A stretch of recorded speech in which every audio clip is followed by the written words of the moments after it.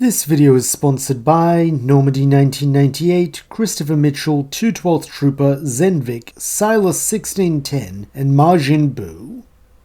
The moon is at the height of its arc, casting its light over all of Cinnabar Island, most of which is fast asleep at this late hour. However, not everyone is, as having hiked to the top of the volcano, Red takes a seat on the lip and looks out at the city down below. In a quiet voice, he states that Mewtwo can come out since he is alone, and heeding this, the genetic Pokemon removes the psychic interference that prevents others from perceiving its presence. Floating to the man's side, Mewtwo questions how he knew it would be here, and smiling wryly, Red replies that when one wants to be alone, there's nowhere like the top of a mountain, especially one with a climate most don't dare to brave. Factually, Mewtwo replies that it supposes Red would know this better than most, though that does beg the question, why did he climb all the way up here? It can't have been to be alone, since he has already professed to knowing it would be present. Smile fading now to be replaced by a look of serious determination, Red answers that he wanted to ask Mewtwo about its dream. Earlier it said that it envisioned a Pikachu stronger even than itself, and he only knows one Pikachu fits that description, so he has to know, does the Psychic type think this means Pika is close to awakening? And if so, did it see anything else? Perhaps something he could be doing to help speed the process along? For a moment, Mewtwo remains silent as if weighing its options. Then after seemingly reaching a difficult decision, it telepathically answers that it did see more, though it is unsure if what it saw makes it more or less likely to be his Pikachu. Urgently, Red asks what it saw, and still in that measured tone, Mewtwo states that the Pikachu in his dream was attacking Red, perhaps even trying to kill him, since it radiated an aura of menace and aggression. Putting the pieces together, Red sighs this is why it initially suspected Ash's Pikachu, isn't it? It saw a Pikachu traveling with him and assumed it had to be the one who would eventually try to destroy him. Nodding, Mewtwo adds this was part of the reason. The other is Red's history of turning those he holds dear against him, so it had no difficulty imagining that with time he would do the same to Ash, and thus become a target of his Pikachu's ire. Tone and expression unchanged, Red replies that he supposes he deserves that, and as Mewtwo said, what it saw does not make it clearer if it was Pika or not, since he has long considered the possibility that if his electric partner ever wakes up, he may hate him for what he put him through, and honestly, he'd deserve that too. This response causes something to shift in the Psychic type's expression, as it concludes that Red has changed a lot since the last time they met. He's no longer that rage-filled young man he once was. However, here Red contradicts the genetic Pokemon, stating that he's just as full of rage as he ever was, maybe more so after all he's lost, since that's not the sort of thing to go away. What's changed is that he's stopped directing it outwards at his friends, the Pokemon Association, Team Rocket, and anyone else who disagreed with him even slightly, and begun pointing it where it belongs, at himself. He's in the position he's in because of the choices he made. No one forced him to push away his loved ones and run off on a quixotic quest to Johto in the name of vanquishing evil. No one made him create Volt Tackle as a means of exerting his will through force, just like Giovanni. This declaration merits another long silence, until Mewtwo muses that in many ways they are both products of Team Rocket's most evil acts, though adopting something akin to the smile he had earlier, Red adds they are also more than that, having found their own paths forward, while never losing sight of the past. Curiously, the feline Pokemon questions if the boy it battled today is this for Red, and nodding fondly, the champion confirms that by traveling with Ash and AJ, he feels like a better man, like maybe one day he could be the version of himself they see him as. But even if he can't, they are both already better men than him, and with time, he believes that one or both of them could become better trainers than him too. They just need someone to guide them, so that in achieving greatness, they don't lose their goodness. The next morning, when Ash and AJ come down from their hotel rooms, Red is waiting for them in the Big Riddle-Inn's dining room, his eyes showing signs of tiredness but not sleepiness, as he asks what their plans are for today. Grinning, AJ replies that he's going to start with some training in the morning, then do a bit of exploring after lunch since Cinnabar is a big island with plenty to see. However, it seems all Ash desires is right here, as grinning just as eagerly, he states that he wants to challenge Blain for his badge. Having overheard his name, the tricky scientist enters with a slight smirk, as he states that while he appreciates the boy's enthusiasm, he would suggest giving his team another day or two to recover after their battle with you-know-who yesterday. Still grinning, Ash replies that he intends to, though they aren't his only Pokemon, so if the old man would be willing, he'd like to challenge him with his remaining 3 friends. Laughing that he should have expected nothing less from a disciple of Red, Blain nods that he'll see the boy down on the battlefield in 20 minutes. Then with a newfound spring in his step, he sets off, almost as excited for this battle as Ash is after seeing his groovy moves yesterday. Good to his word, the Raven-haired boy wastes no time in rushing off to the Pokemon Center to adjust his team, sending his trio of starters back to Professor Oak for the time being so they can practice their pledge moves together in a wide open space, while in their place, he brings back Clefairy, Bouffalant, and Muck. All three are naturally delighted to see their trainer, with Ash in turn laughing that he's happy to see them too, for asking if they feel up to taking on a gym. As one, the trio of Pokemon all nod, eager to show Ash they haven't been slacking during their time at the lab, with this making the boy grin broadly as he tells them to come on, since Blain and their next badge is waiting for them. Making their way down into the volcano, Ash finds both Blain and Red, with the pair being locked in a deep conversation which the raven-haired youth only catches the tail end of, as the mustachioed man concedes that it could be possible. Unfortunately, this is all Ash gets to hear, as when Blain spots him coming, he excuses himself from the champ, since as he told AJ yesterday, he must accept any challenge given. Squaring up with the boy on opposite sides of the hanging battlefield, the gym leader questions if his reserve squad are ready to face his red-hot team, and grinning with passion and determination, Ash replies they're not just ready to face them, they're ready to beat them. Pleased to see that his young challenger's fiery spirit hasn't been dimmed any by his loss to Mewtwo, Blain offers him the first move, and figuring he better go big if he wants to stand a chance against someone who has the respect of the world's strongest Pokemon, he opens with his totem Muck. Eyes flashing at this sight, Blain chortles that he figured the boy must be well-travelled to have that multi-regional team he showed off in his last battle, but to have caught such an extraordinary Alolan Muck speaks to both his globe-trotting and his prowess as a trainer. Not letting this go to his head, Ash thanks the old scientist before promising he'll get plenty of chances to study it over the course of their battle, though here Blain smirks this is assuming it lasts that long, something that is far from guaranteed considering his first Pokemon. As it turns out, this is a Ninetales, and just from a glance Ash can tell that it has been incredibly well cared for, as its coat is sleek and shiny, while there is unmistakable muscle in its legs and torso which are poised to strike. Having found himself the unwitting referee, Red gives the two trainers leave to begin, and wanting to show what his Muck can do, Ash orders a gunk shot that the sludge Pokemon belches out with an eager warble. However, showing the preparedness of a predator in its element, Ninetales deftly dodges this, leaping into the air and then retaliating with a fire spin down at Muck that causes its liquid body to bubble like hot soup while it rumbles unhappily. Nonetheless, neither Ash nor his poison dark type are about to let an early setback discourage them, with the boy simply crying for disable, so the Firefox cannot pull that trick again. Touching down, Ninetales has a slightly perplexed look on its face, as though it has forgotten something significant. Though showing his crafty side, Blain grins that Ash didn't truly believe his fire type only had one fire move, did he? No, it has another stronger one, though he decided to start off small and force the boy to show his hand, as he did with that disable. In an attempt to prove this point, he next calls for a flame charge, with Ninetales cloaking itself in flame and lunging forward. Due to being a significantly faster Pokemon than the cumbersome Muck, the Fire-type faces little resistance as it slams into its foe and splatters it across the battlefield. Though as it comes to a stop, Ash fixes Blain with a steely look and states that he is far from shown his hand, as Muck and its incredible liquid body can do all sorts of things the old man never dreamed of. At these words, the sludge Pokemon begins reforming, though not quite into the form it had before, as now much more of its mass has been sculpted into a giant hand whose equally large and elastic arm allows it to lash out and grab Ninetales in its grip.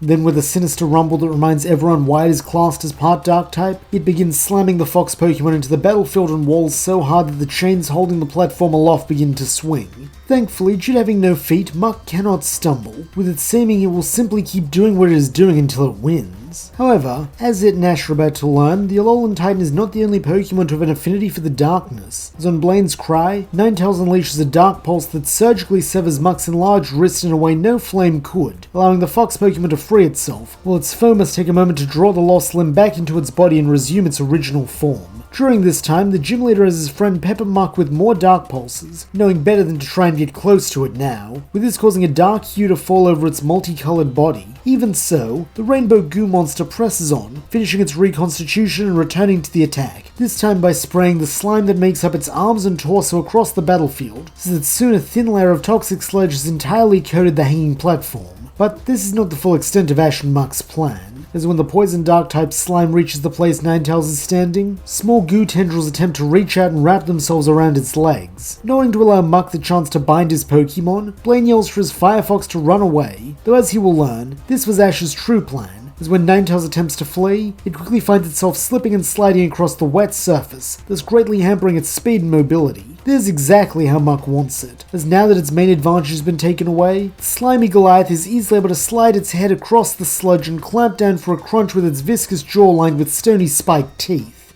Such a blow, when coupled with the smothering effect of being trapped in the maw of a creature like Muck, is enough to take Ninetales out, and as Blain recalls it, he gives Ash his praise, acknowledging that he played him like a fiddle with that last move, which is impressive in its own right since it takes a lot to trick a trickster. Gratefully, Ash thanks the old man for this, vowing to keep doing his best, to which Blain grins that he'll have to if he wants to stand a chance against his next Pokemon, Rhydon. Letting out a bellow as it takes to the field, the drill Pokemon comes as something of a surprise to Ash, having expected Blain's team to be made up entirely of fire types. However, mixed in with that surprise is pleasure, as by freeing himself from a monotype restriction, Blain has just made himself a more challenging opponent, and one who can offer him more opportunities to grow, as he only now realizes part of him had gotten complacent in assuming he was guaranteed to face 3 fire types. Giving a small smile in the face of this new challenge, Ash instructs Muck to make use of its spread out nature to bind Rhydon like he was pretending to bind Ninetales, though unfortunately, this will come to bite him almost immediately, as Blain instructs his rock ground type to use Earthquake. Grunting and understanding, the drill Pokemon then begins stomping its feet, with the seismic vibration this causes doing massive damage to Muck, both because the ground type move is super effective, and because due to being thinly spread out across the battlefield, it has no bulk to absorb the concussive force, meaning it takes the full brunt of the earthquake across its entire body. As a result, it comes as a little surprise when Muck stops stretching and reverts to its usual form, having been knocked out cold by the damage. In spite of this loss, Ash gives the Sledge Pokemon a smile as he returns it to its ball, while in its place he chooses Clefairy. At once, Blain recognizes the mischievous streak in its eyes and grins that this Pokemon right here is a scamp and a trickster. He can just tell. Laughing fondly, Ash admits the man is right before instructing Clefairy to show off one of its favorite tricky moves with Metronome. Cackling devilishly at this order, the fairy Pokemon begins waving its fingers which have begun to glow, with Ash and Blain both holding their breath to see what will come from this. As it turns out, the answer is Megahorn, as the curl on top of its head suddenly unfurls and points forward while quickly acquiring the glow of Bug-type energy. Being no stranger to horn-based combat, Blain tells Rhydon to meet this with a horn drill, so that a moment later both battlers rush at each other seemingly intent on locking horns. However, in Clefairy's case this is a ruse, as knowing horn drill is a one-hit KO move, it has no intent of being struck by that. To this end, it waits until the last second to perform its bait and switch, dropping Megahorn and leaping over Rhydon to slam a Moonblast slap down on top of its skull. While weaker than the Bug-type move, this is on the whole a wiser decision, as now only the Rock Ground type has taken damage, and feeling rather proud of this fact, the diminutive fairy type giggles mischievously as it slides down its larger foe's spiky spine. Even with his assessment of Clefairy, Blain had not expected that, and so lets out a small gasp at the utter chaos the little pink puffball had wrought on the battlefield. Nonetheless, he instructs Rhydon to try again, this time with a Fury attack, hoping the multi-strike move will have better odds of landing a hit. Here at least his belief is rewarded, as due to being the slightly faster of the two, Rhydon is able to close the distance between itself and Clefairy and begin assailing it with a volley of jabs from its horn. Squealing in pain at this, Clefairy quickly finds itself blown back by the force of this attack, though when Ash asks if it's still good to fight, the fairy Pokemon gives him a wink that says it's just getting started. What it is starting though is anyone's guess, as on its trainer's cry its next move is Metronome, in the hope that it will give it something good. Instead, it gives the pink pranks to Sunny Day, perhaps the most useless of all outcomes, since with them being in the heart of a volcano, fire already has all the advantages, so now they just have a small orb of light above them to better illuminate Ash and Clefairy's disappointment. Chuckling that this is sometimes what happens when one chooses to bet it all on luck rather than strength or skill, Blain calls for another horn drill, though this time when the drill Pokemon closes in, Clefairy does not attempt to dodge, instead waiting on Ash's command for executing a fearsome wake-up slap. Due to being a fighting type move, this does actually manage to divert the attack away from Clefairy while leaving the rock ground type stunned, its eyes having become comically large while its mouth hangs open and a small handprint shines bright red on its cheek. Seeing a chance to capitalize on this, Ash instructs his fairy type to slap Rhydon silly, in order the fiendish Fae obeys with a relish, pouncing onto its head and grabbing one of the drill Pokemon's ears with a hand, while the other rains down a flurry of palm strikes and backhands. This unsurprisingly makes Rhydon bellow and try to get the puffball off it, though giggling as if this is some sort of carnival ride, Clefairy holds on, even if this does mean halting its slap offensive since it needs both hands to maintain its position. Unfortunately, all good things must come to an end, as after much effort, Rhydon is finally able to buck its rider so the fairy type goes crashing painfully into the platform before skidding across with enough force to plow a furrow. Like before, Ash expresses concern for his friend's well-being, though also like the last time it was sent toppling by Rhydon, Clefairy gets up more confident than ever and begins readying a metronome. Figuring the pink punk must be close to passing out at this point, Blain urges Rhydon to rush in once more for a Fury attack to end things, and recognizing that they're locked into metronome for better or worse, Ash crosses his fingers and hopes for something that can save them. Then he sees it, a burst of concentrated sunlight that shoots forth from Clefairy's mouth with the force of a torpedo, and having seen Saw prepare the move, it does not take him long to recognize Solar Beam. Clearly, Blain recognizes this too, along with how bad it will be if it hits, though unfortunately there is little he can do, as with the sun speeding up its charge and fire rate exponentially, Rhydon is caught in the blast before it even knows to be afraid, and likewise taken out before it even realizes it's been hit. Looking back at his mentor, Ash asks what Red thinks of Clefairy using Saw's signature move, and smiling proudly, Red replies that it was an impressive showing to be sure, though Ash shouldn't get ahead of himself, as now he must face Blain's ace. On the bald man's call, this is revealed to be Magmar, though it does not emerge from a Pokeball like most other Pokemon, but instead from out of the lava itself, having apparently been waiting down there, the incredible heat having not affected it at all.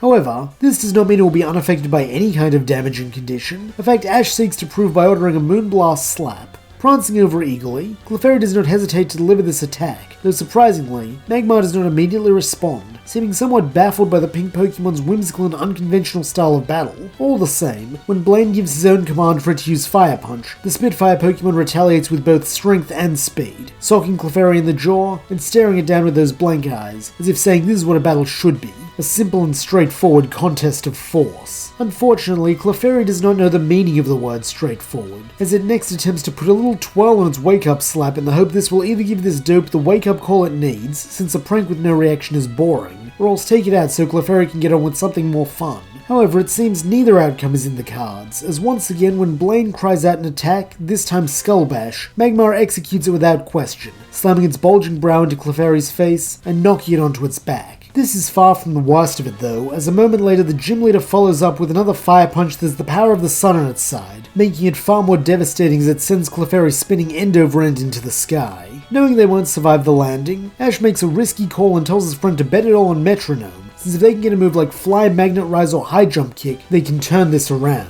Unfortunately, they receive none of these, as when Clefairy's fingers stop glowing, 24 duplicates of it burst forth to fill the open air, signifying the usage of Double Team. At this sight, both Red and Blain look disappointed. Red because he's been rooting for Ash throughout, and Blain because he admires both his gutsy kid and his tricky fairy type. However, one person who does not seem dissatisfied with the outcome is Ash himself, as getting an idea, he grins up at Clefairy and tells it to lower the boom. Understanding his meaning perfectly, the cute and cuddly army then begin to dive bomb Magmar, all the while starting to glow pink as they gather energy for a misty explosion. Due to coming from all sides, with there being no way to track the real one, Magmar cannot stop this attack from happening, so as a chain reaction of explosive energy rocks the gym and blankets the battlefield, Ash feels confident that he will have forced a tie, and with it won himself the match, as he still has Bouffalant left. Though, this assumption may be a bit premature, as when the pink smoke settles and the ring is visible once again, Ash sees his singular Clefairy lying on its back unconscious, while Magmar remains standing, albeit in a pretty battered state. From his side, Blain calls this a good effort, but he's afraid not quite good enough, as his fiery friend does have one trick up its sleeve, the air lens, a technique in which it is able to create a dense layer of superheated air between itself and an attack. While unable to fully block concussive damage such as that explosion, it did at least dampen the force enough that Magmar was able to withstand the hit, kicking himself slightly for not anticipating a wily move like that from Blain, since it proves that while his foresight is improving, it's still nowhere on the level of Red or Blue. Ash recalls Clefairy with his thanks. Then as a renewed sense of determination to grow stronger fills him, he yells for Bouffalant to come out, since everything's riding on it. Taking to the field with a whinny, the Bash Buffalo Pokemon begins stamping its hooves into gestures somewhere between excitement and nervousness, with this making Ash smile, as while it is clear his young friend hasn't entirely lost its skittish demeanor, its experience of the battle tree has at least given it some confidence in its own abilities as a battler.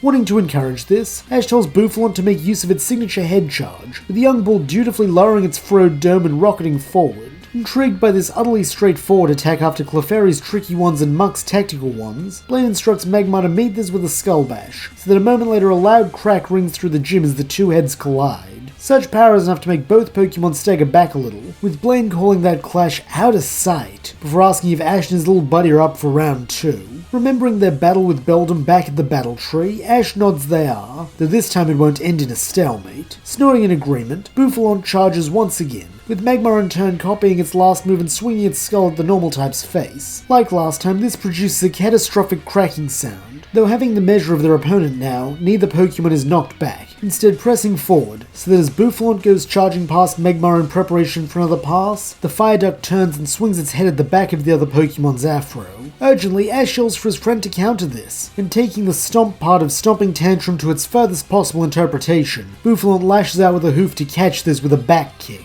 Once again, the might of this collision is enough to shake the chains of the battlefield, though from the looks of it, the damage is not distributed evenly, as Magmar comes away the worse for wear due to Bouffalant's move being super effective. Seeing this, Ash tells the Bash Buffalo to repeat the move, to which Blain smirks that if they're switching up their attacks he can dig it, before ordering a Fire Punch. At once, the Spitfire Pokemon's fist and arm burst into flames, so that as Bouffalant comes around for a charge this time, Magmar whomps it with its flaming fist right across the jaw. Unfortunately, this is not where Ash's troubles end, as on top of having his attack cancelled, now when he looks to Bouffalant he sees a nasty red burn mark on its snout. Fearing this might mean the calf has been afflicted with the burn condition, Ash tries to get to go for another Stomping Tantrum to wrap things up quick, though just as Bouffalant is building up speed, it comes to a screeching halt as it's bathed in a sudden burst of flame, confirming the boy's theory. This is a serious problem, as on top of repeatedly hurting Bouffalant and whittling away its stamina, this condition will also halve the effectiveness of both its attacks, meaning if Ash wants to stand a chance of victory, he'll need to find a way to finish off Magmar quick, as time is no longer on his side. Fortunately, after the battle with Clefairy and the clashes with Bouffalant, the fire type appears to be pretty close to the end of its tether, so perhaps one more good hit should be enough to do it. Calling out to Blain, the boy makes an appeal to the gym leader's flair for the dramatic, suggesting that with how exhausted both their Pokemon are, they end things here and now with a final climactic all-or-nothing showdown.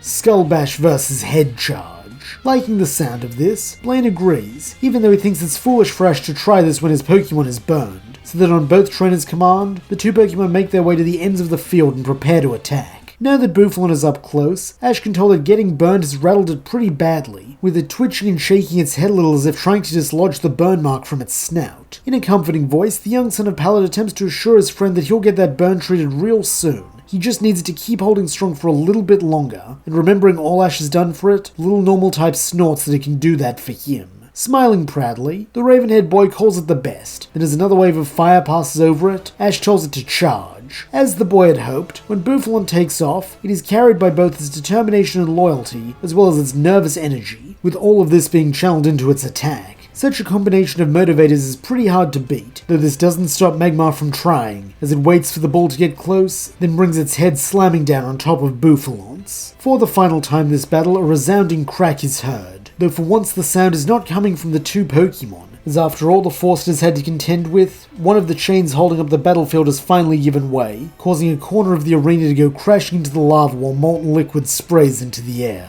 Where once this would have startled Bouffalant so much they would have run from the gym in terror, now it simply makes it tense. Though this is not necessarily a bad thing, as with all its muscles locked in, it begins to push back against Magmar, driving it down towards the fallen corner. Urgently, Blain cries out for his fiery friend to stand its ground, though this is no use as Bouffalant is like a Pokemon possessed, rearing and snorting as it puts everything it has into ending this fight here and now, as the sight of the rising lava coupled with its already distressing burn has begun reminding it far too much of the forest fire back in Unova that cost it its home and family. As a result, the calf quickly finds itself in something of a fugue, as all it can hear is the pounding of its own heart in its ears, and all it can think is that it needs to stay strong, since Ash promised that if it did, its burn would go away and they'd leave this place. And if there's one thing the Bash Buffalo Pokemon is certain of, it's that it can trust the word of Ash Ketchum. With this thought, Bouffalant lets out a final whinny, then as it thrusts its hairy head forward with renewed vigor, Magmar is sent crashing backwards, not into the lava from whence it came, but instead into the rock that surrounds the boiling pit. As one would expect, this impact coupled with Bouffalant's full power head charge is enough to leave the Spitfire Pokemon unconscious, and as Blain fishes out its Pokeball and returns it for the first time in a long time, he compliments Ash and all three of his Pokemon for exhibiting skill, luck, and strength, all traits a great trainer should have, so he has every confidence the boy will go far. He then presents Ash with his very own Volcano badge, leaving only two left for the young man to collect, his Cascade badge, which is still in Red's possession, and his Earth badge, which he'll need to win from Blue. Even after having faced challenges like the Battle Tree and Mewtwo, Ash knows these will be his toughest trials yet, though as he meets his mentor's gaze, he flashes a confident grin, making it clear that he is not just ready, but eager to face these challenges, as they're the next step on his path to becoming a Pokemon master. And that's where we'll leave things. What trial will Red set for Ash to claim his Cascade badge? Does he have what it takes to defeat Blue? And how will our brown-haired champ respond to the news he received regarding Mewtwo's dream? Find out as the journey continues.